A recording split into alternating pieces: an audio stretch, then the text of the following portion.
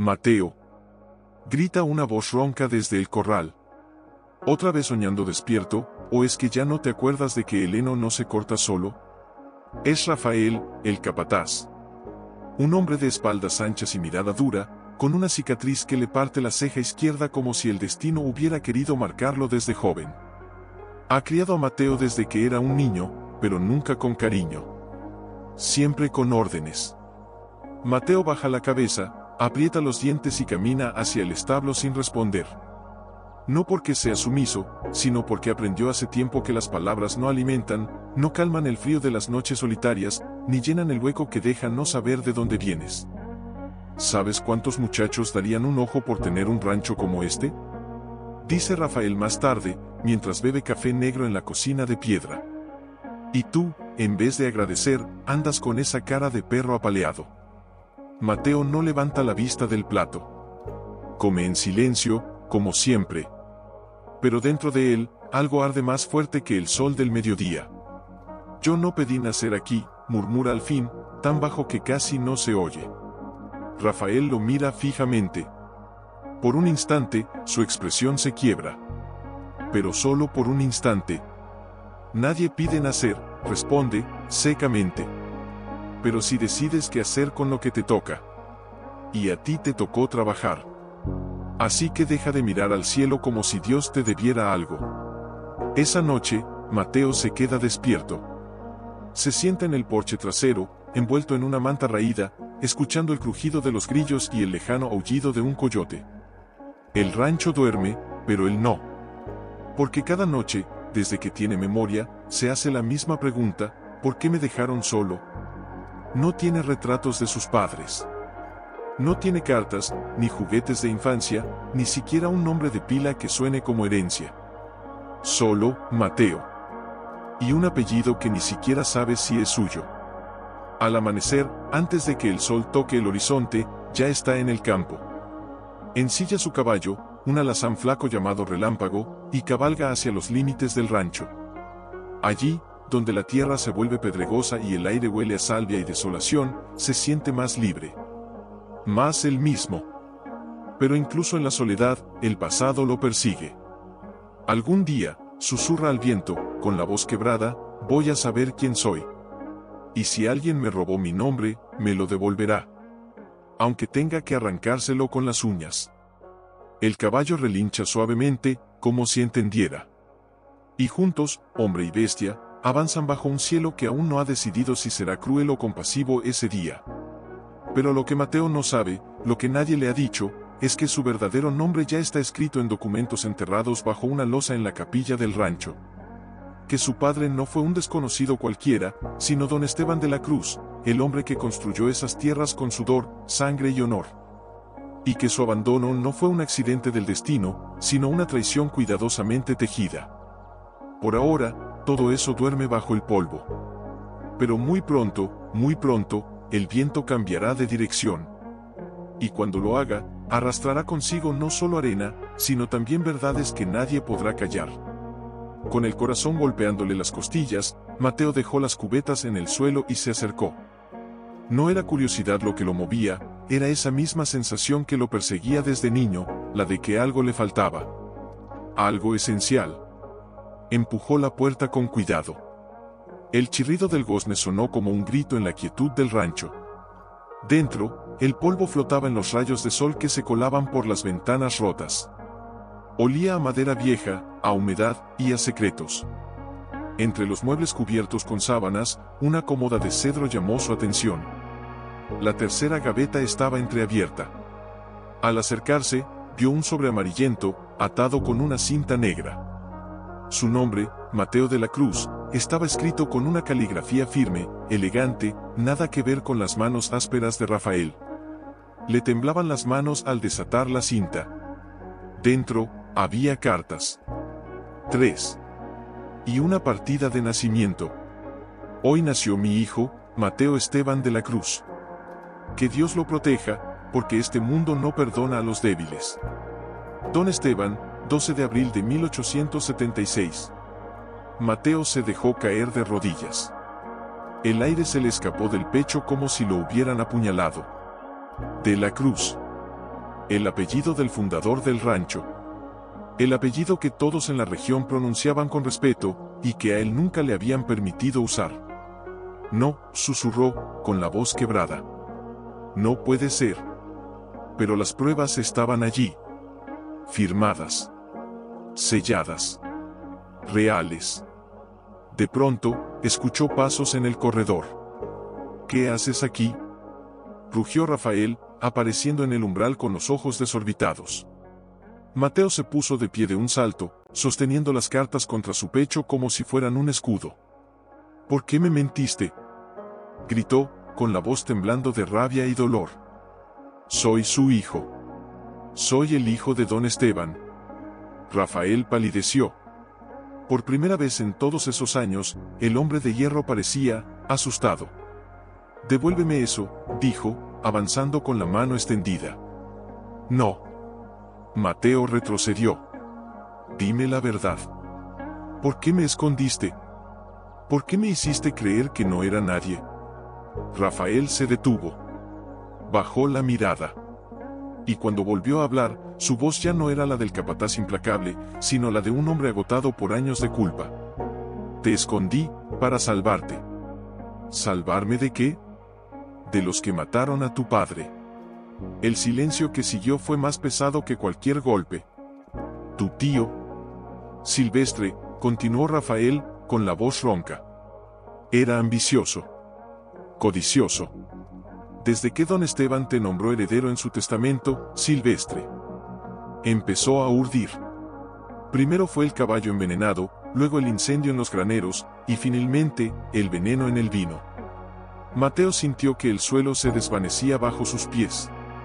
¿Y por eso me dejaste crecer como un peón? ¿Por eso me hiciste creer que no valía nada? Porque si Silvestre supiera que seguías vivo, te habría matado antes de que cumplieras 5 años. Gritó Rafael, con los ojos llenos de lágrimas. Te escondí en lo único que no miraría, en la miseria. Te hice invisible para que vivieras. Mateo apretó las cartas contra su pecho. El nombre de la cruz le quemaba en la piel.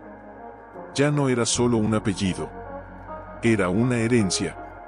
Una maldición. Una guerra. Entonces, todo este tiempo, dijo, con la voz apenas audible, no fui un huérfano. Fui un prisionero. Rafael no respondió. Solo asintió, con la cabeza gacha. Fuera, el viento volvió a soplar. Pero ya no era el mismo viento. Ahora llevaba el eco de un juramento. Mateo salió de la casa sin mirar atrás. Caminó hasta el corral, ensilló a relámpago, y montó en silencio.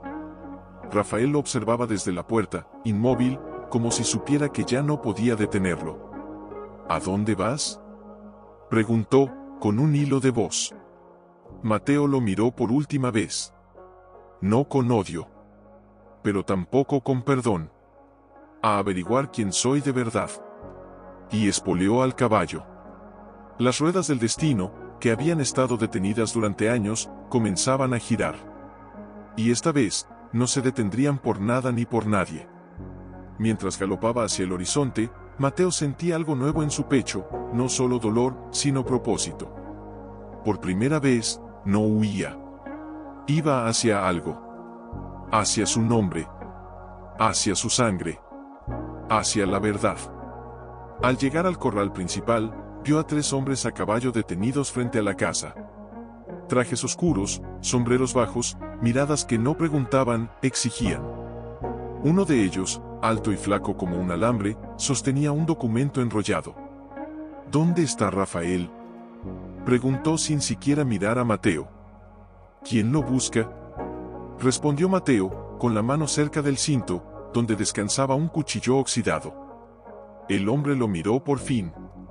Sus ojos eran fríos, sin alma. Dile que el plazo se acabó. O firma la cesión de las tierras, o las tomaremos por la fuerza. Y esta vez, no habrá advertencia. Mateo apretó los dientes. No era la primera vez que venían. Pero sí la primera vez que lo miraban como si fuera aire. Rafael no está, dijo, con voz firme. Pero yo sí. Y este rancho no se vende. El hombre soltó una risa seca. ¿Tú? ¿El peón que limpia los establos? Vete a barrer, muchacho, antes de que te pisen. Uno de los otros jinetes escupió al suelo, justo a los pies de Relámpago. El caballo relinchó, inquieto. Pero Mateo no se movió. En su mente, las palabras de su padre en la carta resonaban: que Dios lo proteja, porque este mundo no perdona a los débiles. Y él ya no era débil. Este rancho pertenece a la familia de la Cruz, dijo, con una calma que sorprendió incluso a él mismo. Y mientras yo respire, nadie lo tocará. El hombre delgado entrecerró los ojos. Por un instante, pareció reconocer algo en la postura de Mateo, en la forma en que sostenía la barbilla. Pero lo descartó al instante. Habla como un hombre muerto, murmuró. Dile a Rafael que Silvestre no espera más. Que si no firma antes de la luna nueva, quemaremos cada rastro de la esperanza hasta que solo quede ceniza. Y con eso, dieron media vuelta y partieron, dejando atrás una nube de polvo y una amenaza que flotaba en el aire como el olor a tormenta. Mateo se quedó allí, inmóvil, hasta que el último casco se perdió en el horizonte. Entonces, desmontó y caminó hacia la casa. Rafael lo esperaba en el porche, pálido, con las manos temblando. ¿Los viste?, preguntó, sin necesidad de explicar quiénes. Sí, respondió Mateo. Y mencionaron a Silvestre. Rafael cerró los ojos. Como si el nombre solo ya fuera una maldición. Silvestre ha estado comprando tierras por toda la región, dijo, con voz ronca. Ha arruinado a medio condado. Y ahora quiere esto, porque sabe que aquí está enterrado el testamento original. El que nombra heredero miró a Mateo, a ti. Entonces, ¿por qué no lo quemó? ¿Por qué no lo destruyó todo? Porque don Esteban era listo, respondió Rafael. Escondió el testamento en la capilla, bajo la losa del altar. Y solo él y yo sabíamos. Mateo sintió un escalofrío. La capilla. Ese lugar al que nunca lo dejaron entrar de niño. Donde decían que los muertos descansaban en paz. Pero si el rancho se pierde, dijo Mateo, ¿de qué sirve el testamento? Rafael lo miró con una tristeza infinita. El rancho ya está perdido, muchacho. Hemos estado viviendo de deudas y recuerdos. Silvestre ha cortado el acceso al río, ha sobornado a los peones, hasta los bancos se niegan a prestarnos. Solo nos queda el nombre y la verdad. Mateo caminó hasta el borde del porche y miró las tierras que se extendían hasta donde alcanzaba la vista. Tierras que su padre amó. Tierras que su tío codiciaba. Tierras que, si no hacía algo, pronto serían solo un recuerdo quemado. Entonces, dijo, con voz baja pero firme, recuperaré ambas cosas. El rancho y mi nombre. Rafael no respondió. Solo asintió, con los ojos húmedos. Porque sabía que ya no podía protegerlo más. La bestia que había mantenido a raya durante años acababa de salir de su jaula, y esta vez, no era un niño asustado. Era un lobo herido, y los lobos heridos son los más peligrosos. Esa noche, mientras la luna se alzaba sobre el rancho como un testigo silencioso, Mateo se dirigió a la capilla. Empujó la puerta chirriante y entró. El aire olía a incienso viejo y madera podrida. Se arrodilló ante el altar, palpó las grietas en la piedra, y encontró lo que buscaba, una losa ligeramente suelta. Con las manos temblorosas, la levantó. Debajo, envuelto en lino, estaba el testamento. Sellado. Firmado. Inquebrantable. Lo abrió con cuidado. Y allí, en tinta negra que no se había desvanecido con el tiempo, leyó: dejo todas mis posesiones, tierras, ganado y honor, a mi hijo legítimo, Mateo Esteban de la Cruz, único heredero de mi sangre y mi nombre. Las lágrimas cayeron sin permiso. No de tristeza. No de rabia. Sino de pertenencia. Por primera vez en su vida, no tenía que demostrar quién era. Ya lo sabía. Cabalgó hacia el norte, donde las colinas se vuelven espinosas y el cielo se abre como una herida. Allí, entre barrancos y cardones, el mundo parece detenerse. Fue en uno de esos cerros, mientras el caballo pastaba tranquilo, que lo vio. Al principio, pensó que era una roca oscura. Pero al acercarse, distinguió el movimiento, un lobo, tendido sobre la tierra reseca, apenas respirando. Y sobre su lomo, inmóvil como la muerte misma, un sopilote negro. No picoteaba. No se movía. Solo estaba allí, posado sobre la vida que aún no se había ido. Mateo desmontó despacio, con el corazón en la garganta. Gritó, agitando los brazos. Largo de aquí. El sopilote ni siquiera giró la cabeza. Sus ojos rojos, fríos como carbón apagado, lo miraron con una calma que heló la sangre de Mateo. Era como si supiera que el lobo ya no le pertenecía a este mundo, solo esperaba el momento exacto en que dejara de latir. Vete, insistió Mateo, arrojando una piedra cerca del ave. Esta vez, el sopilote abrió las alas, pero no voló. Solo las extendió, como si desafiara al viento, al hombre, al destino. Luego las cerró de nuevo y volvió a posarse, imperturbable. Mateo se acercó al lobo. Estaba herido. Una herida profunda en el costado, quizás de una trampa. Pero lo que más le impactó fue su mirada. No había miedo. Había resignación. Como si supiera que su lucha había terminado, y que la muerte ya tenía dueño. No te rindas, susurró Mateo, arrodillándose a su lado. Aún puedes levantarte. Pero el lobo solo parpadeó, lento, como si le dijera, ya no queda fuerza. Mateo intentó espantar al sopilote una y otra vez. Gritó. Lanzó ramas. Hasta sacó su cuchillo y lo blandió en el aire. Nada. El ave permanecía, inquebrantable, como un juez que ya ha dictado sentencia. Al final, exhausto, se sentó en la tierra, mirando esa escena imposible, vida y muerte compartiendo el mismo cuerpo. Y en ese instante, algo dentro de él se quebró, y se reconstruyó. Porque entendió. Él era ese lobo. Herido. Solo. Con la sombra de la muerte posada sobre sus hombros, esperando que cayera para devorarlo. Silvestre era el sopilote. Rafael, el viento que no había podido ahuyentarlo. Y el rancho, su último aliento. Regresó al rancho al caer la tarde, con el alma más pesada que nunca. Rafael lo vio llegar y supo, por la expresión en su rostro, que algo había cambiado. ¿Qué viste?, preguntó, secando sus manos en un trapo. Mateo lo miró, con los ojos brillantes de una verdad recién nacida. Vi a un lobo con un sopilote sobre la espalda, vivo, pero ya condenado. Nadie podía espantarlo. Ni siquiera yo.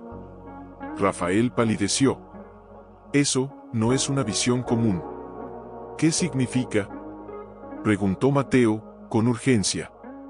El viejo capataz guardó silencio un largo rato.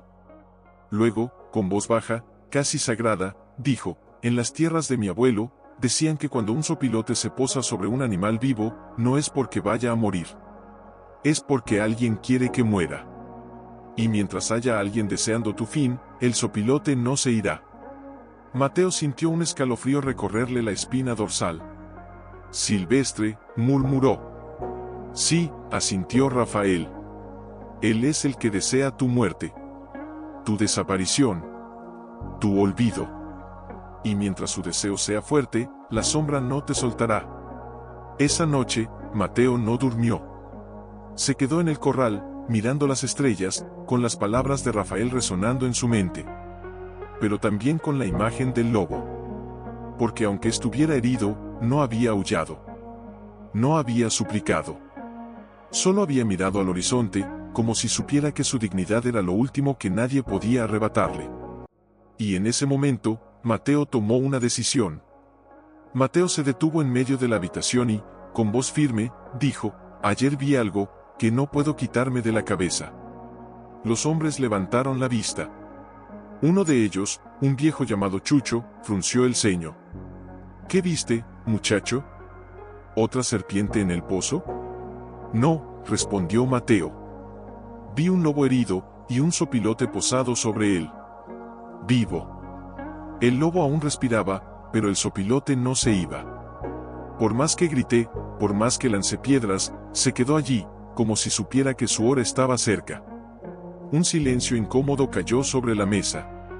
Chucho soltó una risita seca. «Ay, niño, ¿otra de tus visiones?», dijo, mordiendo un trozo de pan duro. «Eso no fue un sopilote. Fue el sol quemándote los ojos.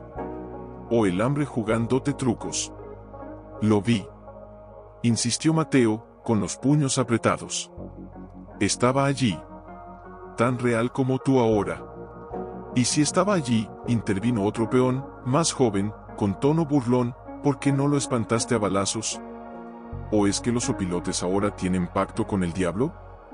Rafael alzó la mirada, lenta, pesada. «Déjenlo», dijo, con voz baja pero cortante. «Algunas cosas no se explican, se sienten». Pero los demás ya habían decidido. Para ellos, Mateo era el muchacho raro, el soñador, el que hablaba solo con los caballos y miraba el cielo como si esperara una señal. Y ahora, con esa historia del lobo y el sopilote, solo confirmaban lo que siempre pensaron, que no estaba del todo en sus cabales. «Mira, Mateo», dijo Chucho, poniéndose de pie y acercándose, «si quieres que creamos en sopilotes malditos, primero asegúrate de que el heno esté bien apilado. Porque si se moja con la próxima lluvia, no habrá visión que te salve del látigo de Rafael». Se rió. Los otros lo imitaron. Pero Mateo no bajó la mirada. Sentía el calor de la humillación subiéndole por el cuello, pero también algo más, una rabia fría, silenciosa, que no explotaba, se acumulaba. «No necesito que me crean», dijo, con voz apenas audible. «Solo necesito que no me detengan». Salió de la cocina sin mirar atrás.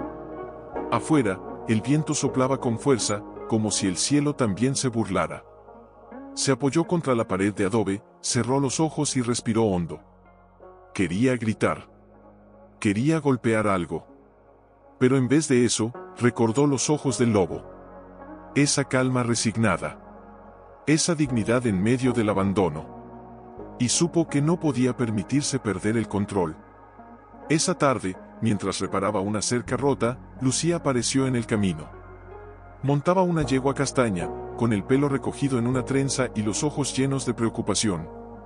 «Escuché lo que dijiste en la cocina», dijo, deteniéndose a pocos pasos. «Sobre el lobo y el sopilote». Mateo no la miró. Siguió clavando postes. «¿Tú también piensas que estoy loco?». Ella bajó de la yegua y se acercó. «No», dijo, suavemente. «Creo que viste algo que los demás no quieren ver. Porque verlo, significaría admitir que hay cosas en este mundo que no se pueden espantar con piedras ni con risas». Mateo al fin la miró. En sus ojos no había burla. Solo comprensión. «Nadie me cree», murmuró. «No necesitas que te crean», respondió ella, imitando casi sus propias palabras. «Solo necesitas saber que es verdad». Él tragó saliva. Quiso decirle todo, quién era, que había descubierto, el testamento, Silvestre, pero algo lo detuvo. No era desconfianza. Era miedo. Miedo de que, al decírselo, ella también lo mirara como si fuera un fantasma. «Gracias», dijo al fin. Lucía sintió, montó de nuevo y, antes de irse, le lanzó una última mirada. «Cuida esa visión, Mateo. Porque a veces, los presagios no vienen a asustarnos. Vienen a prepararnos». Y se alejó al galope, dejando tras de sí una nube de polvo y una semilla de esperanza. Esa noche, mientras todos dormían, Mateo volvió al cerro donde había visto al lobo. Pero esta vez, no había rastro del animal. Ni del sopilote. Solo la tierra reseca y el viento susurrando entre las piedras. Se arrodilló donde el lobo había estado y tocó la tierra con la palma de la mano. «No seré como tú», susurró. «No me quedaré quieto esperando a que la muerte decida por mí». Y en ese momento, juró en silencio, una tarde, mientras limpiaba las riendas en el establo, Rafael entró sin decir palabra. Se apoyó contra el marco de la puerta, observándolo con una mezcla de orgullo y temor. «¿Sigues pensando en ese lobo, verdad?», preguntó al fin. Mateo no levantó la vista. Siguió frotando el cuero con movimientos lentos, deliberados. No es solo un lobo, dijo. Es lo que soy. Herido. Vigilado. Esperando que alguien decida cuándo debo caer. Rafael suspiró, como si cargara con el peso de 1000 decisiones mal tomadas. No eres un lobo, Mateo. Eres un hombre. Y los hombres no esperan a que la muerte los elija. Ellos eligen cómo vivir y cómo morir. ¿Y si ya no me queda nada por lo que vivir? Respondió Mateo, con la voz quebrada. ¿Si todo lo que creía mío me fue arrebatado antes de nacer? Rafael se acercó y puso una mano áspera sobre su hombro. Tienes tu nombre. Tienes tu sangre. Y ahora, tienes la verdad. Eso es más de lo que muchos tienen al morir. Mateo alzó la mirada. En los ojos del viejo capataz vio algo que nunca había visto antes: respeto. Pero nadie me cree, dijo. Ni siquiera los que han vivido aquí toda la vida. Para ellos, sigo siendo el peón huérfano, el muchacho de los sueños raros. Que no te crean no significa que estés equivocado, dijo Rafael. Significa que el mundo no está listo para lo que tú sabes. Pero eso no te exime de actuar. Mateo guardó silencio. Afuera, el viento movía las hojas secas como si arrastrara susurros antiguos. Y en medio de ese silencio, algo se encendió dentro de él. No era rabia. No era miedo. Era claridad.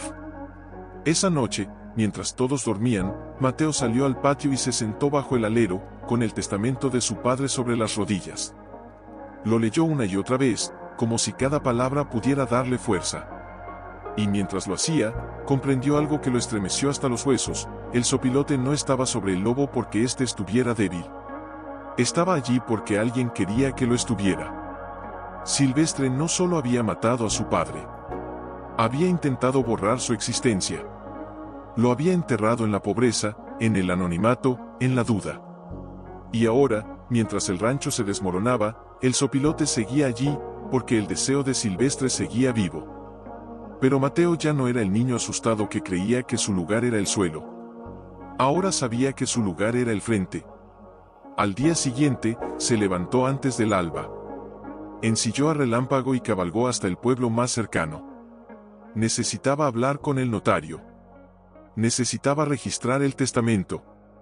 Necesitaba que el mundo supiera, de una vez por todas, quién era. En el camino, se cruzó con Lucía otra vez. Esta vez, ella lo esperaba junto al arroyo seco, como si supiera que iría. «Vas a hacerlo, ¿verdad?», dijo, sin rodeos. «Sí», respondió Mateo. «Ya no puedo esperar más». Ella lo miró con una intensidad que le atravesó el pecho. «Entonces prepárate. Porque cuando Silvestre se entere, no enviará amenazas. Enviará balas». «Lo sé», dijo él, con calma. «Pero prefiero morir con mi nombre, que vivir con el de otro». Lucía bajó la mirada un instante. Luego, sacó algo de su bolsillo y se lo entregó. «Mi padre guardaba esto. Dijo que un día alguien lo necesitaría». Era un sello de cera con el escudo de los de la Cruz, un lobo rampante bajo una luna llena. «Es auténtico», dijo ella. Lo usaban en los documentos oficiales del rancho antes de que Silvestre quemara los archivos. Mateo lo tomó con manos temblorosas. Era frío. Pesado. Real. «Gracias», susurró. «No me des las gracias», respondió Lucía, con los ojos brillantes. «Solo prométeme que, cuando todo esto termine, no te olvidarás de los que creyeron en ti cuando nadie más lo hizo». «Nunca», dijo Mateo, con la voz firme. «Porque tú, fuiste la primera en verme como soy». Ella sintió, montó su yegua y se alejó sin mirar atrás. Mateo se quedó allí, con el sello en una mano y el testamento en la otra. El sol empezaba a elevarse, tiñendo el cielo de rojo, como si el mundo se preparara para una batalla. «Este documento», murmuró el notario al fin, ajustándose los lentes, «es auténtico. La firma de don Esteban está sellada con el escudo familiar. Y este sello», miró a Mateo con ojos inquisitivos, «¿de dónde lo sacaste?». De alguien que aún recuerda la verdad, respondió Mateo, sin dar más detalles. El notario asintió lentamente, como si comprendiera más de lo que decía. Silvestre de la Cruz ha estado presionando a las autoridades para que declaremos La Esperanza como tierra abandonada. Dice que no hay heredero legal, que el linaje se extinguió con la muerte de su hermano. Miente, dijo Mateo, con la mandíbula apretada. Yo soy el heredero. El notario lo miró fijamente, como si midiera su alma. Entonces prepárate, muchacho. Porque una vez que registre esto, no habrá vuelta atrás. Silvestre no te desafiará en los tribunales. Te desafiará en las sombras. Mateo tragó saliva, pero no titubeó. Ya he vivido en sombras toda mi vida. Ahora quiero caminar bajo la luz, aunque me queme. El notario suspiró, mojó la pluma en tinta negra y, con mano firme, inscribió el nombre de Mateo Esteban de la Cruz en el registro oficial de herederos del Estado. El sonido del raspado del metal sobre el papel fue el más hermoso que Mateo había escuchado en su vida. Pero al salir de la oficina, la euforia se desvaneció como humo. Dos jinetes desconocidos lo observaban desde la plaza, apoyados contra el poste del abrevadero. No eran peones. Llevaban armas nuevas, botas lustrosas, y miradas que no pertenecían a esa tierra. Mateo montó a relámpago y cabalgó de regreso al rancho con el corazón en la garganta. Sabía que el notario tenía razón, ya no había marcha atrás. Al llegar, Rafael lo esperaba en el porche, con el ceño fruncido. ¿Lo hiciste?, preguntó, sin rodeos. Sí, respondió Mateo, desmontando. Ya soy legalmente Mateo de la Cruz. Rafael cerró los ojos un instante, como si rezara en silencio. Entonces ha comenzado. ¿Qué ha comenzado? La cacería. Antes de que Mateo pudiera responder, un grito agudo rasgó el aire. Venía del establo. Corrieron juntos, y lo que encontraron heló la sangre de ambos. Uno de los peones, el más joven, yacía en el suelo, con un cuchillo clavado en el pecho. En la pared, escrito con su propia sangre, había un mensaje: los fantasmas no heredan. Mateo se arrodilló, temblando. El muchacho aún tenía los ojos abiertos, como si no hubiera creído que moriría por algo tan simple como una verdad. ¿Quién?, logró decir, con la voz quebrada. Silvestre, respondió Rafael, con voz grave. Manda un mensaje. Quiere que sepas que no le importa matar a cualquiera que se interponga. Mateo apretó los puños hasta que las uñas se le clavaron en la palma. No lloró. No gritó. Pero en su interior, algo se endureció para siempre. Esa noche, mientras enterraban al peón bajo el viejo mezquite, Mateo se acercó a Rafael. Tengo que saber todo, dijo. Cada detalle. ¿Cómo murió mi padre? ¿Qué hizo Silvestre? ¿Qué papel jugaste tú? Rafael lo miró largo rato. Luego asintió. Ven, dijo. Es hora de que conozcas la verdad completa. Lo llevó a la bodega, donde guardaban el vino añejo de don Esteban. Allí, tras una pared falsa que solo Rafael conocía, había un baúl de madera oscura. Lo abrió con una llave que llevaba colgada del cuello. Dentro, había cartas, un frasco de vidrio vacío, y un diario. Tu padre escribía cada noche, dijo Rafael, entregándoselo. En las últimas semanas, hablaba de miedo. Decía que Silvestre había cambiado. Que ya no hablaba de ganado ni de cosechas, sino de limpiar la sangre. Mateo abrió el diario con manos temblorosas. La última entrada decía: hoy Silvestre me miró como si yo ya estuviera muerto. Le dije que Mateo es mi heredero, y su rostro se volvió piedra. Dios mío, protégelo. Porque si algo me sucede, él será el siguiente.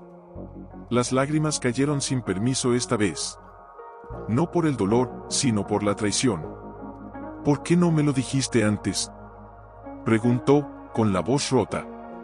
Porque mientras no supieras quién eras, estabas a salvo, respondió Rafael.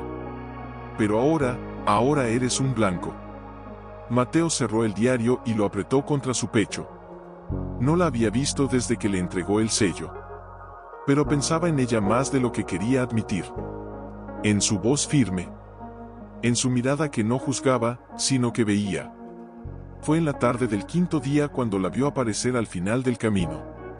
No venía sola. Detrás de ella cabalgaba un hombre alto, de traje oscuro y sombrero impecable. Mateo lo reconoció al instante, don Ignacio Márquez, el hacendado más rico del condado, y el prometido de Lucía. El corazón de Mateo se detuvo un latido. ¿Qué hace ella con él?, murmuró, sin darse cuenta de que hablaba en voz alta. Rafael, que estaba reparando una silla junto al corral, alzó la vista y frunció el ceño. Eso no es buena señal. Ignacio no viene a visitar. Viene a reclamar. Mateo apretó los dientes y caminó hacia ellos, con la espalda recta y las manos libres, pero listas. Cuando estuvieron frente a frente, Lucía bajó de su yegua con una expresión que Mateo no supo descifrar. ¿Dolor? ¿Culpa? ¿Determinación? Mateo, dijo, con voz suave pero firme. Lucía, respondió él, sin mirar a Ignacio. No sabía que venías acompañada. Ignacio sonrió. Una sonrisa fría, calculada. La joven Márquez me pidió escoltarla. Dijo que quería hablar contigo, sobre asuntos del pasado. Mateo sintió un puñal en el pecho. La joven Márquez. No Lucía. Como si ya le perteneciera. ¿De qué pasado hablas?, preguntó Ignacio, acercándose un paso. ¿Del qué te inventaste para creer que mereces este rancho? No me inventé nada, dijo Mateo, sosteniéndole la mirada. Solo recuperé lo que me robaron. Ignacio rió, pero sus ojos no se rieron. Los ladrones siempre dicen que devuelven lo que es suyo. Basta. Intervino Lucía, con una fuerza que sorprendió a ambos hombres. Vine a hablar con Mateo. A solas. Ignacio la miró con una mezcla de sorpresa y desagrado, pero asintió. 5 minutos, dijo. No más. Se alejó unos pasos, pero no lo suficiente como para no escuchar. Lucía se acercó a Mateo hasta que sus voces fueron apenas un susurro. Ignacio sabe que registraste el testamento, dijo, con urgencia. Y Silvestre también. Están planeando algo, Mateo. Algo grande. ¿Qué? Una subasta falsa. Van a declarar el rancho en quiebra y venderlo, legalmente, dentro de 10 días. Si no presentas una demanda con pruebas irrefutables antes de entonces, todo se perderá. Mateo sintió el suelo temblar bajo sus pies. ¿Por qué me lo dices?, preguntó, mirándola a los ojos.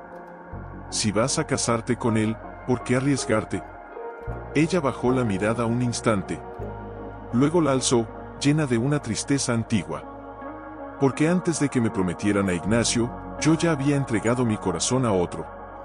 Mateo contuvo el aliento. Eso fue hace años, Lucía. Éramos niños. Los niños sienten con más verdad que los adultos, respondió ella, con la voz quebrada. Y yo nunca olvidé cómo me mirabas, como si yo fuera el único refugio en tu tormenta. Él quiso tocar su mano. Quiso decirle que aún la sentía así. Pero no se atrevió. ¿Y ahora?, preguntó. ¿Sigues viéndome como un refugio, o como una amenaza para tu futuro? Ella no respondió de inmediato. Miró hacia donde Ignacio esperaba, impaciente, y luego de vuelta a Mateo. Mi futuro no me pertenece, dijo. Pero mi lealtad, sí. Y hoy vine a darte una advertencia, y una prueba. Metió la mano en el bolsillo de su falda y le entregó un pequeño papel doblado. Es una copia del contrato que Silvestre firmó con Ignacio. Promete la mitad de la esperanza a cambio de su apoyo legal. Está fechado antes de la muerte de tu padre. Mateo abrió el papel con manos temblorosas. La firma de Silvestre estaba allí, clara, traicionera. Esto lo destruye, susurró.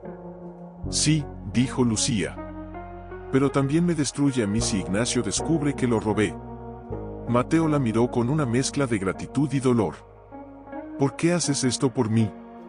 Porque si tú caes, cae toda la verdad, respondió ella. Y alguien tiene que creer en ella, aunque el mundo entero se niegue. En ese momento, Ignacio se acercó. Tiempo agotado, dijo, con una sonrisa falsa.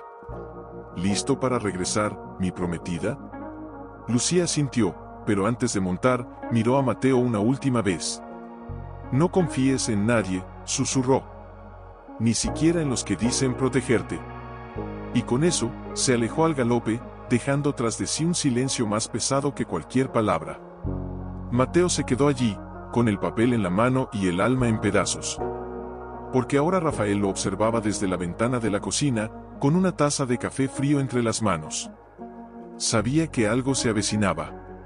Lo sentía en los huesos, como el olor a humo antes del incendio. Deberías descansar, dijo al fin, saliendo al porche. No puedo, respondió Mateo, sin mirarlo. Si Silvestre y Márquez tienen un plan, actuarán pronto. Antes de que pueda presentar esto en la corte. Entonces prepárate, dijo Rafael. Pero no solo con papeles. Prepárate con fuego. Mateo lo miró, confundido. ¿Fuego? Ellos quieren quemar tu nombre, dijo Rafael, con voz grave.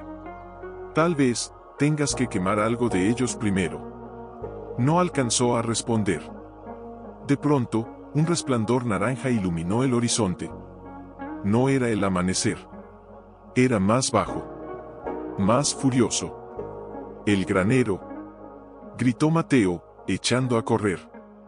Las llamas ya devoraban la estructura de madera como si tuvieran hambre. El calor era tan intenso que el aire se retorcía. Los pocos animales que quedaban en el corral relinchaban y mugían, aterrorizados. ¡Agua! ¡Traigan agua!, ordenó Rafael, ya organizando a los peones. Pero era inútil. El fuego había sido encendido con aceite. Ardió con una violencia sobrenatural, consumiendo no solo el grano, sino los aperos, las herramientas, los recuerdos. Mateo se arrodilló en la tierra, cubierto de hollín, mirando cómo su pasado se convertía en ceniza. Y entonces, entre los escombros aún humeantes, vio algo que le heló la sangre. Una bota. Nueva. Lustrada. Del mismo tipo que usaba uno de los hombres de Ignacio. Se levantó de un salto, con los ojos ardiendo de furia más que de humo. Fue él. Gritó. Ignacio envió a sus hombres. Rafael se acercó, recogió la bota y la examinó en silencio. Luego, con una calma aterradora, dijo, no fue Ignacio. ¿Qué? Estas botas son del mismo lote que usan los hombres de Silvestre. Las compró en Valque el año pasado. Ignacio jamás permitiría que sus peones usaran algo tan barato. Mateo sintió un escalofrío. Entonces, ¿Silvestre está jugando solo? ¿Sin Ignacio? Oh, dijo Rafael, con los ojos entrecerrados, está asegurándose de que, si algo sale mal, la culpa caiga sobre Márquez. Mateo apretó los puños. La traición era más profunda de lo que imaginaba. Al día siguiente, mientras los restos del granero aún humeaban, llegó un jinete del pueblo. Traía una citación oficial. El juez ordena tu presencia, dijo, entregándole el papel. Ignacio Márquez ha presentado una demanda. Alega que el incendio fue provocado por negligencia, y que el rancho ya no es viable. Pide la incautación inmediata de las tierras. Mateo leyó el documento con manos temblorosas. Era una trampa perfecta. Si no probaba que el incendio fue intencional, perdería todo. Tengo pruebas, dijo, alzando la voz. Tengo la bota. ¿Y el contrato? Las pruebas necesitan testigos, respondió el mensajero, con lástima en la mirada. ¿Y aquí, quién te creerá? Mateo miró a su alrededor. Los peones lo observaban con ojos cansados, derrotados. Incluso Chucho, el más escéptico, ahora parecía resignado. Solo Rafael sostuvo su mirada. Hay un testigo, dijo el viejo capataz. Uno que vio a los hombres anoche. ¿Quién? El pastor viejo, don Eusebio. Vive en las lomas del este. Duerme con los ojos abiertos, dicen. Y anoche, vio 3 jinetes con antorchas. Mateo no lo pensó 2 veces. montó a relámpago y cabalgó hacia las lomas, con el viento azotándole el rostro y el corazón latiéndole como un tambor de guerra. Encontró a don Eusebio sentado frente a su choza, tejiendo una red con hilos de yute. «Sé por qué vienes», dijo el anciano, sin mirarlo. «Vi a los demonios con antorchas. Y vi al sopilote volar sobre ellos. ¿Los reconociste?» Uno tenía una cicatriz en la mejilla. Otro cojeaba. Y el tercero llevaba una sortija con la letra S. Mateo sintió que el aire se le escapaba del pecho. «Silvestre estuvo allí». «No», corrigió don Eusebio. «Pero mandó a sus perros. Y los perros siempre huelen a su amo». «¿Testificarías?» El viejo lo miró por fin. Sus ojos eran como pozos profundos. «Solo si juras algo primero». «Lo que sea». «Que no dejarás que el lobo muera solo esta vez». Mateo asintió, con lágrimas en los ojos. «Lo juro». Al regresar al rancho, ya entrada la noche, encontró a Rafael esperándolo en la puerta del establo. Pero no estaba solo. Detrás de él, con una lámpara en la mano, estaba Lucía. «Escuché lo del incendio», dijo, con la voz temblorosa. «Vine a ayudar». «¿Y Ignacio?», preguntó Mateo, con desconfianza. «Ignacio cree que estoy en casa, enferma», respondió ella. «Pero no podía quedarme quieta. No después de lo que hice». «¿Qué hiciste?». Ella bajó la mirada. «Le dije a mi padre la verdad. Sobre Silvestre. Sobre el contrato. Sobre ti. Y mi padre está dispuesto a testificar. Pero solo si tú presentas el testamento y el contrato juntos. Quiere asegurarse de que Silvestre caiga, para siempre». Mateo la miró, incrédulo. «¿Por qué haría eso?». «Porque», dijo Lucía, con una sonrisa triste, «mi padre también fue traicionado por Silvestre hace años. Solo que nunca tuvo las pruebas, hasta ahora». En ese momento, bajo la luz tenue de la lámpara, Mateo sintió algo que creía perdido: esperanza. «Tenemos que hablar», dijo el capataz, con una voz que no admitía réplica. Mateo asintió y lo siguió hasta la casa principal. Las paredes crujían con el viento, y la lámpara de queroseno proyectaba sombras que bailaban como fantasmas en las paredes. Se sentaron frente a frente en la cocina fría. Rafael no habló de inmediato. Se sirvió un trago de aguardiente, lo bebió de un solo sorbo, y luego clavó sus ojos en Mateo. «Lo que voy a decirte, no es fácil», empezó, con la voz ronca. «Pero si vas a enfrentar a Silvestre, mereces saber toda la verdad. Incluso la que duele». Mateo tragó saliva. Sabía que venía algo que cambiaría todo. -10 centavos. Rafael respiró hondo, como si arrastrara el pasado desde lo más profundo de su alma. «Tu padre, don Esteban, no murió por un veneno cualquiera. Fue cantárida. La misma que usaban los antiguos para enloquecer a los traidores antes de matarlos. Silvestre la mezcló en su vino durante la celebración de tu primer cumpleaños». Mateo sintió que el estómago se le revolvía. «¿Y tú, sabías?». «No al principio», respondió Rafael. «Pero cuando vi los síntomas, las convulsiones, la fiebre, supe. Y fui a confrontarlo». «¿Y qué pasó?». «Silvestre me ofreció oro, tierras, incluso mi libertad. Solo si me callaba, y me encargaba de ti». «¿Y aceptaste?». Rafael bajó la mirada. Sus manos, siempre firmes, temblaban ahora sobre la mesa. «No acepté por el oro», dijo, con la voz quebrada. «Acepté porque si me negaba, te mataba esa misma noche. Y yo, no podía permitir que el último hijo de don Esteban desapareciera. Así que hice lo único que pude, te escondí en la miseria. Te hice invisible. Porque en este mundo, a veces, la única forma de proteger a alguien es hacer que el mundo crea que no existe». Mateo se levantó de golpe, con los ojos ardiendo. «Me mentiste durante 19 años. Me hiciste creer que era nadie. Y por eso sigues vivo», gritó Rafael, poniéndose también de pie. ¿Crees que fue fácil para mí? ¿Crees que no me desperté cada noche preguntándome si hice lo correcto? Pero cada vez que te veía trabajar, sudar, luchar, sabía que valía la pena. Porque eras fuerte. Más fuerte que tu padre, y más noble que Silvestre. El silencio que siguió fue denso, cargado de años de dolor no dicho. Mateo caminó hasta la ventana. Afuera, la lluvia empezaba a caer, lenta, como lágrimas del cielo. Entonces, ¿todo este tiempo, tú fuiste mi guardián? Sí, susurró Rafael. No como padre. No como amo. Sino como el último hombre leal a tu sangre. Mateo cerró los ojos. Recordó las veces que Rafael lo había azotado por un error en el trabajo, y las otras, en secreto, cuando le dejaba un trozo extra de pan en el plato. Las noches en que fingía no verlo llorar, pero cerraba la puerta con cuidado para que nadie lo oyera. ¿Por qué no me lo dijiste antes? Porque el conocimiento es peligroso, respondió Rafael. Y tú no estabas listo. Pero ahora sí lo estás. Porque ya no buscas justicia por orgullo. La buscas por los que no pueden hablar. Por los que arden en silencio. Mateo se volvió hacia él.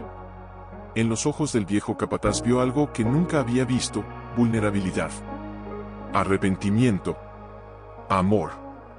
Entonces, ¿me ayudarás? Rafael asintió, con una determinación que no había mostrado en años. Hasta el final. Aunque me cueste la vida. En ese momento, un trueno estalló sobre el rancho, tan fuerte que hizo temblar los cimientos. La lámpara parpadeó, y por un instante, las sombras se trastocaron. Y en medio de ese caos, Mateo supo algo con certeza absoluta: ya no estaba solo. Tenía un testigo. Tenía pruebas. Tenía aliados. Y ahora, tenía también la verdad completa. Pero también sabía que Silvestre no se rendiría. No sin sangre. Mañana iré al pueblo, dijo Mateo. Presentaré todo ante el juez. El testamento. El contrato. El testimonio de don Eusebio. Y la confesión de lo que le hiciste a mi padre. Silvestre enviará a sus hombres, advirtió Rafael. No permitirá que llegues vivo. Entonces, dijo Mateo, con una calma que asustó incluso a Rafael, que vengan. Porque esta vez, no huiré. Se acercó a la pared, donde colgaba el viejo rifle de don Esteban, cubierto de polvo. Lo tomó, lo limpió con la manga de su camisa, y lo cargó con manos firmes. Si el sopilote quiere mi vida, que venga a buscarla. Rafael lo observaba desde el umbral, con los brazos cruzados y el ceño fruncido. No irás solo, dijo. Tengo que hacerlo, respondió Mateo. Si llevo testigos, los usarán como carnada. Entonces que te acompañe alguien que ya no le teme a la muerte. Antes de que Mateo pudiera replicar, un relincho suave resonó en el patio. Don Eusebio descendía de su mula, envuelto en una manta raída, con los ojos brillantes como brasas. Vine a cumplir mi juramento, dijo, sin más. Mateo lo miró, conmovido. No tienes que hacer esto, viejo. El lobo no camina solo cuando el sopilote vuela, respondió don Eusebio. Y tú ya no eres solo un muchacho. Eres la memoria de tu padre. Y eso, merece escolta. Justo entonces, un sonido de cascos rompió la calma. 3 jinetes avanzaban por el camino principal. Al frente, montado en un caballo negro como la noche, iba un hombre de traje oscuro, sombrero bajo y una sonrisa que no llegaba a los ojos. Silvestre de la Cruz. Mateo sintió que el tiempo se detenía. Allí estaba. El hombre que había envenenado a su padre. Que lo había borrado del mundo. Que había quemado su hogar y amenazado a los suyos. Silvestre desmontó con elegancia, como si fuera dueño del lugar, y caminó hasta el centro del patio, donde Mateo lo esperaba, de pie, con el rifle en la mano, pero sin apuntar. Vaya, vaya, dijo Silvestre, con una voz suave como la seda envenenada. El peón huérfano ahora se cree patrón. No me creo nada, respondió Mateo. Solo soy quien siempre fui. El hijo de don Esteban. Silvestre rió, pero sus ojos se endurecieron. Los hijos de Esteban murieron con él. Tú eres un fantasma que alguien vestido de ropa ajena. Entonces, ¿por qué viniste?, preguntó Mateo, con calma. Si soy un fantasma, ¿por qué te asusta tanto verme? Silvestre se detuvo. Por un instante, su máscara se resquebrajó. Y en ese instante, Mateo vio el miedo. Puro. Verdadero. Vine a ofrecerte una salida, dijo Silvestre, bajando la voz. Entrega los papeles. Olvida ese nombre. Y te daré oro suficiente para desaparecer lejos de aquí. Vivirás como un rey, en cualquier lugar menos en este rancho. ¿Y si me niego? Entonces, dijo Silvestre, con una sonrisa helada, morirás como un perro olvidado. Y nadie llorará por ti. Detrás de él, uno de sus hombres deslizó la mano hacia la culata de su revólver. Pero antes de que pudiera moverse, Rafael dio un paso al frente, con un machete en la mano. Aquí no se amenaza con armas, dijo, con voz de trueno. No mientras yo respire. Silvestre lo miró con desprecio. Tú, el perro fiel.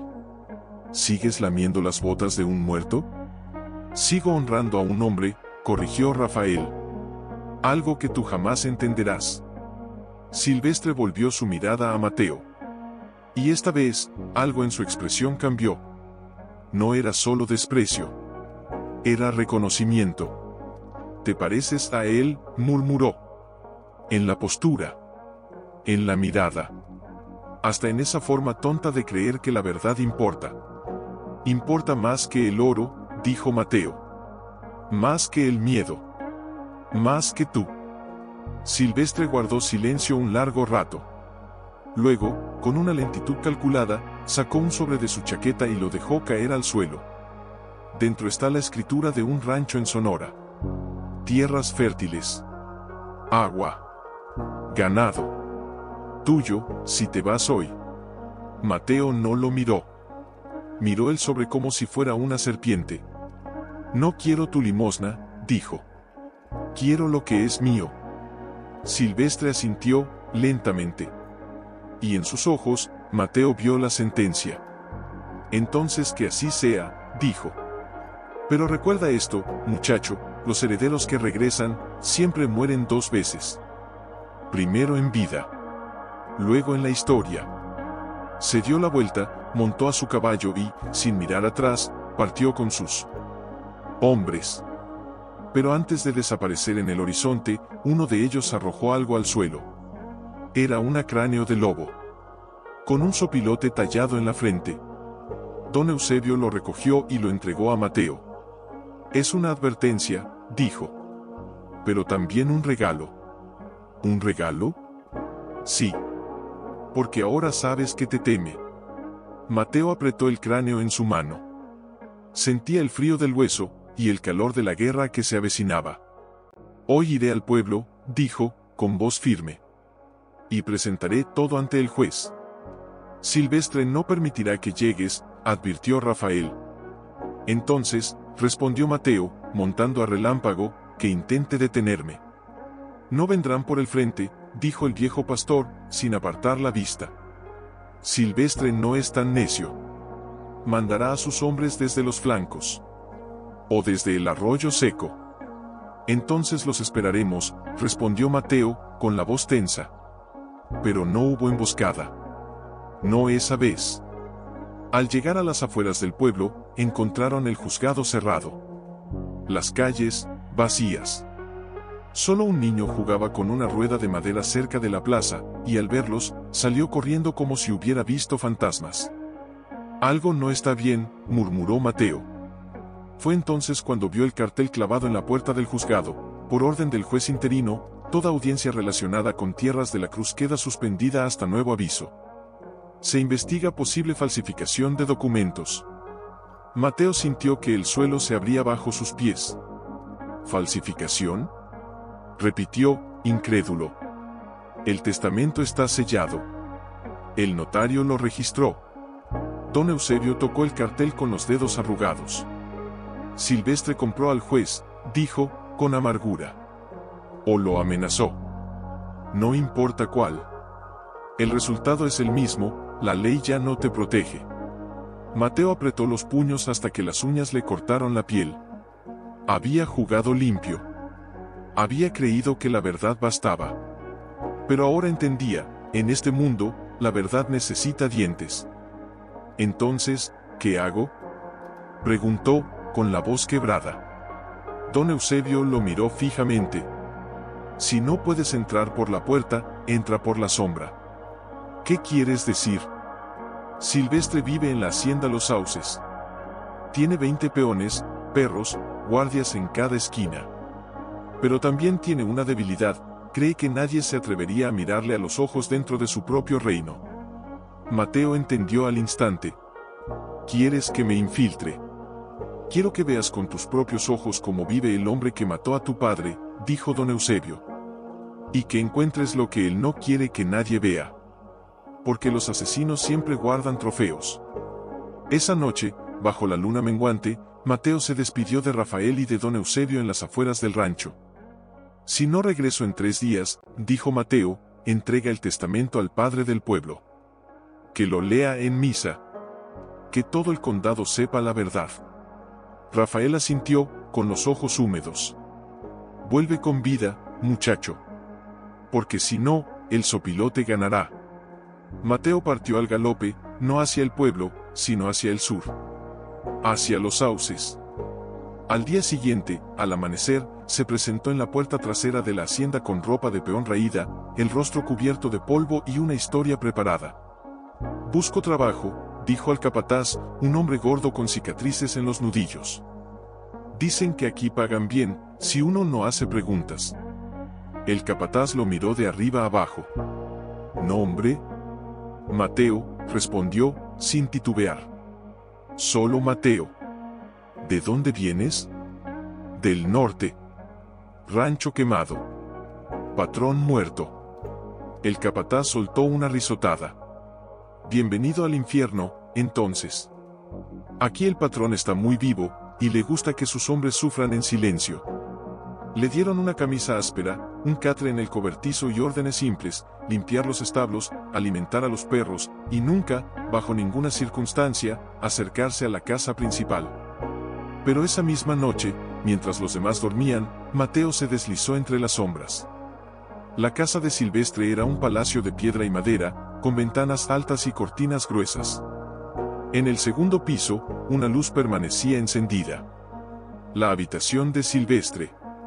Mateo trepó por la parra que cubría la pared trasera y alcanzó el balcón.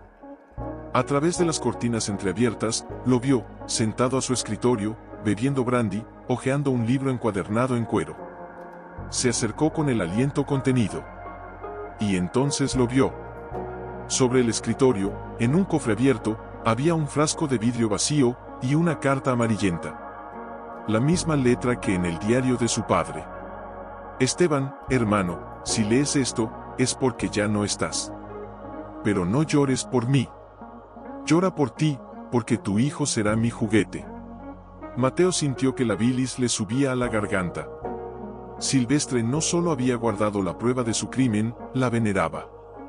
En ese momento, Silvestre alzó la vista, y miró directamente hacia el balcón. Mateo se agachó, el corazón golpeándole las costillas como un tambor de guerra. ¿Quién está ahí?, preguntó Silvestre, con voz suave, demasiado suave. Nadie respondió. Silvestre sonrió. Una sonrisa que no tenía calor. No importa, dijo, en voz alta, como si hablara al viento. Tarde o temprano, todos vuelven a mí. Mateo se deslizó de regreso al suelo y corrió hacia el cobertizo, con el alma en llamas. No solo había encontrado pruebas. Había visto el alma de su enemigo. Y era más negra de lo que imaginaba. Vio cómo Silvestre azotaba a un peón por derramar agua en el patio. Vio cómo arrojaba a un perro viejo al pozo seco solo porque ya no ladraba con fuerza. Vio cómo firmaba documentos con una sonrisa mientras sus hombres quemaban las chozas de familias enteras que no podían pagar el impuesto de protección. Una tarde, mientras limpiaba los establos, escuchó voces en el corredor. El viejo Eusebio sigue vivo, decía uno de los capataces. y anda diciendo que vio a nuestros hombres en el incendio. Silvestre ya lo sabe, respondió otro. Dice que esta noche mandará a alguien a visitarlo. Mateo sintió un puñal en el pecho. Don Eusebio. El único testigo que no temía nombrar a Silvestre como asesino. Esa noche, fingió dormir hasta que todos roncaban. Luego, se deslizó fuera del cobertizo y corrió hacia los establos. Tenía que advertirle. Pero antes de alcanzar su caballo, una voz lo detuvo. ¿A dónde vas, empeñar? Era Lucía. Estaba parada junto al pozo, envuelta en un chal oscuro, con los ojos llenos de angustia. ¿Lucía? Susurró Mateo, incrédulo. ¿Qué haces aquí? Ignacio me dijo que Silvestre planea matar a don Eusebio esta noche, dijo ella, sin rodeos. Vine a advertirte, porque sé que estás aquí. Mateo se acercó, con el corazón acelerado. ¿Cómo supiste? Porque te conozco, respondió ella, con la voz temblorosa. Sabía que no te quedarías esperando en la esperanza mientras la verdad ardía. Sabía que vendrías aquí, a meterte en la boca del lobo. Tengo que salvar a don Eusebio, dijo Mateo. Es el único testigo que puede probar que Silvestre ordenó el incendio. Y si te atrapan aquí, dijo Lucía, con los ojos brillantes, no habrá testigo que valga. Porque tú estarás muerto. Mateo bajó la mirada. Ella tenía razón. Pero también sabía que no podía abandonar al viejo pastor. Entonces ayúdame, dijo, mirándola fijamente. Tú tienes acceso a la casa. A los planes de Silvestre. Dime qué sabes. Lucía dudó un instante. Luego, con voz apenas audible, dijo, Silvestre guarda todo en su estudio. Cartas, contratos, incluso el frasco del veneno. Lo tiene como trofeo. Pero hay algo más, algo que nadie conoce. ¿Qué? Un diario. Donde escribe cada crimen como si fuera una victoria. Incluyendo, la noche en que mató a tu padre. Mateo sintió que el aire se le escapaba del pecho. ¿Dónde está? Detrás del retrato de su madre. Pero si entras ahí, no saldrás vivo. Entonces, dijo Mateo, con una calma aterradora, tendré que salir antes de que me atrapen. Lucía lo tomó del brazo, con fuerza. No hagas esto por venganza, Mateo. Hazlo por justicia. Porque si te dejas consumir por el odio, te convertirás en él. Él la miró, y en sus ojos vio el reflejo de todo lo que había perdido, y todo lo que aún podía salvar. No me convertiré en él, dijo. Porque yo aún tengo algo que él perdió hace mucho tiempo. ¿Qué? Compasión. Ella sintió, con una lágrima rodando por su mejilla. Entonces prométeme una cosa. Lo que sea. Que, pase lo que pase, no olvidarás que hay gente que aún cree en ti. Nunca, susurró él. Y antes de que pudiera decir más, Lucía se alejó entre las sombras, como un fantasma que solo aparecía cuando el mundo se volvía demasiado oscuro. Mateo regresó al cobertizo, pero no para dormir. Esa noche, mientras la luna se ocultaba tras las nubes, se deslizó de nuevo hacia la casa principal. Esta vez, no por el balcón. Por la ventana de la despensa, que siempre dejaban abierta. Subió las escaleras con el alma en vilo. Cada crujido del piso le parecía un grito. Al llegar al estudio, empujó el retrato de la madre de Silvestre, y allí estaba, un diario encuadernado en piel negra. Lo abrió con manos temblorosas. 12 de abril de 1876. Hoy nació el hijo de mi hermano. Lo llaman Mateo. Un nombre débil. Ya veremos si sobrevive a la noche. 3 de mayo de 1876. Esteban sospecha. Le dije que era paranoia. Le serví vino. Cantárida. 2 gotas bastaron. Gritó como un animal. Murió llamando a su hijo. ¡Qué patético! Mateo cerró el diario con fuerza, conteniendo las lágrimas. No de dolor. De furia helada. Pero entonces, escuchó pasos en el pasillo. Se escondió tras las cortinas justo cuando Silvestre entró, con una lámpara en la mano. Se acercó al escritorio, sirvió brandy, y se sentó a leer el mismo diario. Sí, murmuró, con una sonrisa siniestra. La historia siempre la escriben los que sobreviven. Mateo contuvo la respiración. En ese momento, comprendió algo más profundo que la venganza: el zopilote no se posa sobre el lobo porque éste esté débil. Se posa porque el lobo aún vidas. Y mientras haya vida, hay esperanza. Y mientras hubiera esperanza, él lucharía. Con el diario escondido bajo su camisa, esperó a que Silvestre saliera. ¿Y cuándo lo hizo? Mateo supo que ya no era solo un heredero. Era la memoria viva de su padre. Y esa memoria. Al alba, mientras los demás peones se levantaban entre quejidos y bostezos, Mateo se escabulló hacia el arroyo seco, al límite de las tierras de los sauces. Necesitaba aire. Necesitaba pensar. Necesitaba verla. Y como si el destino hubiera escuchado su silencio, allí estaba Lucía. Montada en su yegua castaña, con el pelo suelto y los ojos enrojecidos, como si también hubiera pasado la noche en vela.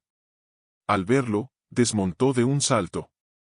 ¿Lo conseguiste?, preguntó, con urgencia. Mateo asintió, y sacó el diario.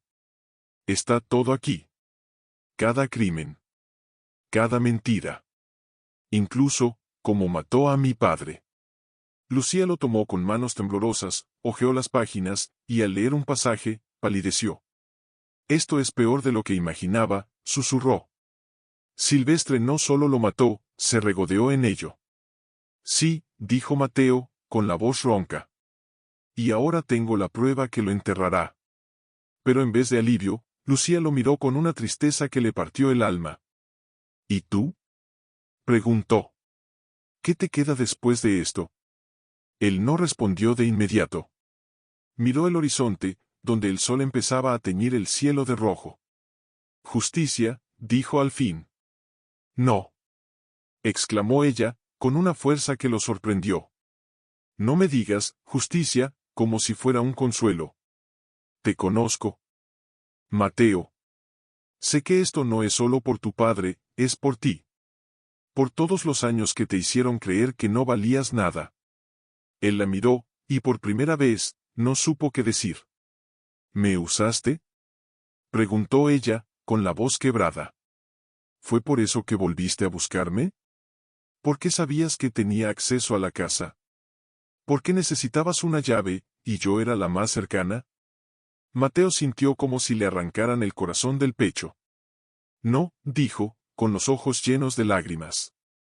Nunca te usé, Lucía. Entonces dime la verdad. Gritó ella, con desesperación. ¿Por qué no confiaste en mí desde el principio?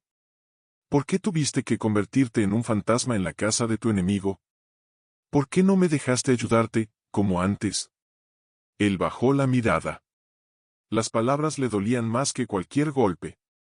Porque, susurró, porque no tuve el valor de creer que alguien me vería como más que un peón. Lucía se quedó inmóvil. ¿Eso crees? ¿Que para mí eres solo un peón? No sé lo que soy para ti, respondió él, con la voz rota. Pero sé lo que fui para el mundo. Y después de tanto tiempo, cuesta creer que alguien pueda mirarte y ver algo más que polvo y sudor.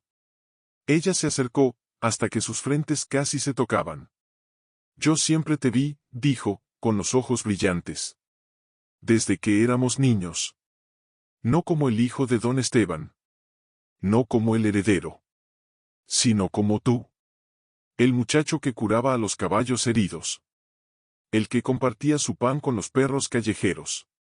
El que miraba las estrellas como si supieran sus secretos. Mateo tragó saliva. Entonces, ¿por qué aceptaste casarte con Ignacio? Porque no tenía elección, respondió ella, con amargura. Mi padre estaba arruinado. Ignacio le ofreció salvar nuestras tierras, a cambio de mí. Podrías haberme buscado. Y tú podrías haberme dicho quién eras. Replicó ella, con lágrimas en los ojos. Pero ambos tuvimos miedo. Tú, de que no te creyera. Yo, de que ya no me recordaras. El silencio que siguió fue denso, cargado de años perdidos. Al fin, Mateo tomó su mano. No te pedí ayuda porque no confiaba en ti, dijo. Te la pedí porque confío en ti más que en nadie. Y eso, me aterraba. Lucía apretó su mano con fuerza. Entonces no vuelvas a ir solo, dijo. Porque si caes, no habrá nadie para levantarte. Él asintió. No volveré a ir solo. Al llegar al rancho, encontraron a Rafael en el porche, con un rifle en las manos y los ojos inyectados en sangre. Llegan justo a tiempo, dijo, sin saludar. Silvestre sabe que estuviste en los sauces. Y no va a esperar a que presentes pruebas. ¿Qué pasó? Preguntó Mateo, desmontando de un salto. Hombres suyos estuvieron aquí anoche. Buscaban el testamento. Cuando no lo encontraron, prendieron fuego al cobertizo de las herramientas. Y dejaron esto. Rafael les entregó un trozo de tela ensangrentado. Era del delantal de don Eusebio. No, interrumpió Rafael. Pero lo golpearon. Lo dejaron inconsciente junto al arroyo. Lo traje aquí esta mañana. Aún no despierta. Mateo sintió un nudo en la garganta. El viejo pastor, herido por protegerlo. Tenemos que irnos, dijo Lucía. Silvestre no descansará hasta que todos los testigos estén muertos. No, dijo Mateo, con una calma que sorprendió a todos. Ya no huiré. Es hora de enfrentarlo. ¿Estás loco?, exclamó Rafael. Él tiene hombres, armas, influencia. Tú solo tienes un diario y un nombre que nadie quiere escuchar. Pero tengo la verdad, respondió Mateo. Y esta vez, la llevaré directo a la plaza del pueblo. Que todos la vean. Antes de que pudieran discutir más, un relincho agudo cortó el aire. Relámpago se agitó en el corral, con las orejas gachas, los ojos blancos de pánico. Algo viene, murmuró Rafael. Y entonces lo vieron, 5 jinetes avanzando por el camino del norte. No eran peones. Eran pistoleros. Con escarapelas negras en los sombreros. Los mismos que Silvestre usaba para resolver asuntos. Al establo, gritó Rafael. Ahora. Pero era demasiado tarde. Los jinetes rodearon el rancho en cuestión de segundos. Uno de ellos, un hombre alto con una cicatriz que le cruzaba la mejilla, desmontó y caminó hasta el centro del patio. Silvestre manda un mensaje, dijo, con voz fría. Entrega el muchacho, o quemamos lo que queda. Mateo salió al porche, con el diario en una mano y el rifle en la otra. Dile a Silvestre que si quiere algo mío, venga a buscarlo él mismo. El pistolero sonrió. No necesita venir. Porque hoy, tú mueres. Y en un movimiento rápido, sacó su revólver. Pero antes de que pudiera disparar, un disparo retumbó desde el tejado. El pistolero cayó de rodillas, con la mano en el pecho. Los demás miraron hacia arriba, sorprendidos. Allí estaba don Eusebio, pálido pero en pie, con un viejo fusil apoyado en el borde del techo. ¡Corran!, gritó. Por el sur. Rafael empujó a Mateo y a Lucía hacia el corral trasero. Relámpago y la yegua castaña estaban listos. Montaron de un salto y galoparon hacia las lomas, mientras los disparos resonaban a sus espaldas. No podemos volver al pueblo, gritó Lucía, con el viento azotándole el rostro. Silvestre controla las rutas. Entonces iremos a donde él no espera, dijo Mateo. A la capilla vieja. Nadie va allí. Cabalgaban como si el infierno los persiguiera. Y tal vez lo hacía. Porque Silvestre ya no jugaba. Ahora, quería sangre. Al llegar a la capilla, desmontaron y se refugiaron entre las ruinas. Las paredes estaban agrietadas, el techo medio derrumbado, pero aún había un altar, y bajo él, la losa donde Mateo había encontrado el testamento. Aquí estamos atrapados, dijo Lucía, con la voz temblorosa. No, dijo Mateo, mirando el suelo. Aquí estamos protegidos. De pronto, una